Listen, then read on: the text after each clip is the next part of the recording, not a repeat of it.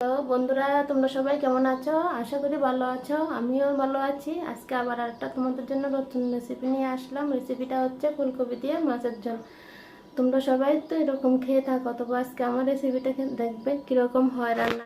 দেখো, এদিকে আলু কেটে নিয়েছি, এখানে ফুলকপি, এখানে হচ্ছে টমেটো, এখানে হচ্ছে মাছ, আর এদিকে মশলার জন্য পেঁয়াজ মরিচ সব রেডি। আমার মাছ রান্নার জন্য সব আয়োজন রেডি হয়ে গেছে। এখন রান্নাটা শুরু করে দেব। এখানে মরিচ দিয়ে দিলাম, পেঁয়াজ, এগুলিকে পেস্ট করে নেব।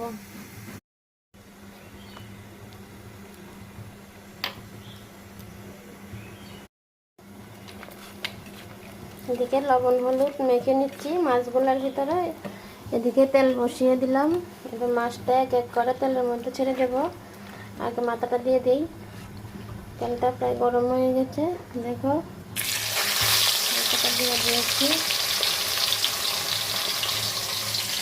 এক এক করে সব মাছ দিয়ে দিচ্ছি।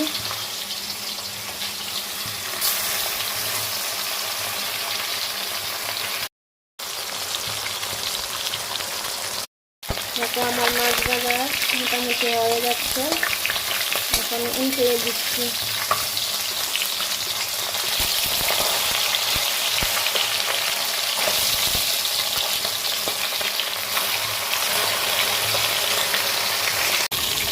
মাছ নামিয়ে নেব। মাছ ভাজা কি সুন্দর হয়েছে, মাছটি নামিয়ে নিলাম। এখন লবণ, আলু ভাজার জন্য লবণ হলুদ দিয়ে একটু ভেজে নেব। হলুদটা দিয়ে দিলাম, এখন একটু ভেজে নিচ্ছি। আলুটা কি সুন্দর লাল লাল করে ভাজা হয়ে যাচ্ছে, এখন নামিয়ে নেব আলুটা। এখন আবার কপিটা ভাজার জন্য তেল দিয়ে দিচ্ছি। এখন কপিটা ঢেলে দেবো। কপিটা বসিয়ে দিয়েছি, এখন নুন হলুদ দিয়ে দেবো কপিটার ভিতরে। দেখো নুন দিলাম, হলুদ দিয়ে দিলাম। নুন হলুদ দিয়ে ভালো করে লাল লাল করে ভেজে তুলে নেব।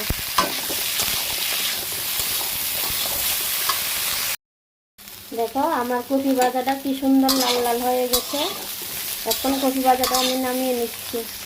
তেল বসিয়ে তেজপাতা দিয়ে দিয়েছি, এখন হচ্ছে পেঁয়াজটা দিয়ে দিচ্ছি।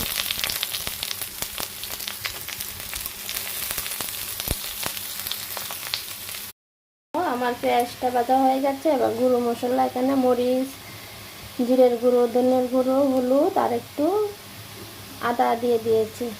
এগুলি সব দিয়ে দেবো। এখানে পেস্ট করে রাখা মশলাটা দিয়ে দিলাম। দেখো এদিকে আমার মশলাটা ভাজা রেডি। এবার ভাজা সবজিগুলো দিয়ে দিচ্ছি, ফুলকপি আলুগুলো দিয়ে দিলাম। দেখো কি সুন্দর কালার হয়েছে। জলটা দিয়ে দেব। দেখো এবার এক এক করে সব মাছ দিয়ে দিচ্ছি।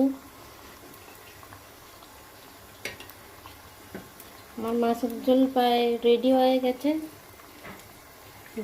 কে কে খাবে আসতে পারো।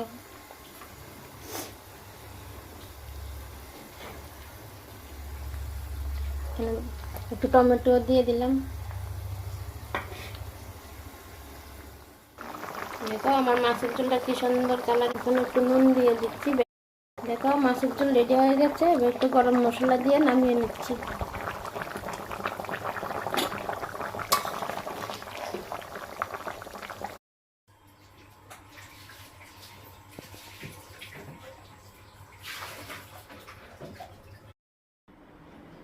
দেখো আমার ফুলকপি দিয়ে মাছের ঝোল রেডি।